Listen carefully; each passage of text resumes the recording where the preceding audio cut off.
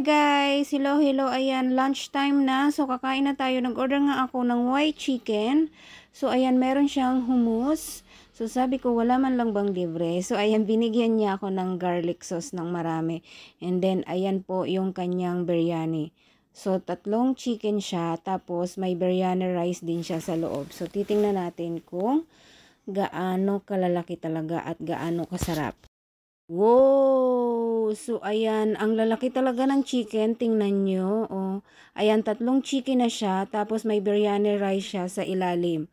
So, ngayon, titikman natin kung masarap talaga. And then, ayan yung garlic sauce na binigay sa akin. So, free daw yan. So, titikman natin. And then, meron pang isang Coca-Cola na free. So, matagal na ako guys, hindi nakakakain ito, kaya namimiss ko. Tingnan nyo naman ang lalaki ng chicken. Oh, tatlo na yan. So, kukuha muna ako ng biryani rice. Ayan, yung biryani rice niya is mahaba, long grain talaga siya. So, excited na ako siyang tikman kasi sabi nila masarap daw ito. Oh, grabe. And at the same time, papatikim ko din yung anak ko kung magustuhan niya ito. So, hindi ko sure kasi yung amoy, tapos yung lasa. Pero for sure, siguro magugustuhan niya ito kasi masarap. So, ididip ko muna siya sa hummus. Ang sarap guys ng hummus.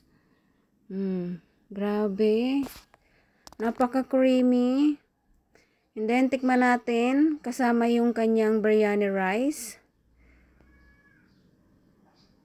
Grabe guys, ang sarap talaga niya. Para akong nakarating ulit sa Dubai. Approve. So, kain na tayo. So, ako nga lang ang kumain dyan kasi yung iba ayaw pa nilang kumain kasi kumain daw sila, nagmerienda na daw sila. So, mamaya pa daw sila kakain kaya ako na lang muna. So, ayan, di na nga ako makatiis. Umupo na ako. Kasi gutom na ako. Sa halagang 110 pesos, tatlong malalaking chicken, isang coke, maraming garlic sauce, plus 230 yung hummus. Grabe guys, ang mura pero sulit. So, hindi talaga ako makapag-video dyan guys na may sound kasi nanonood sila ng movie.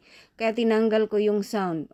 So, habang sila nanonood, ako naman, grabe ang kain ko dito oh. Ako lang mag-isa.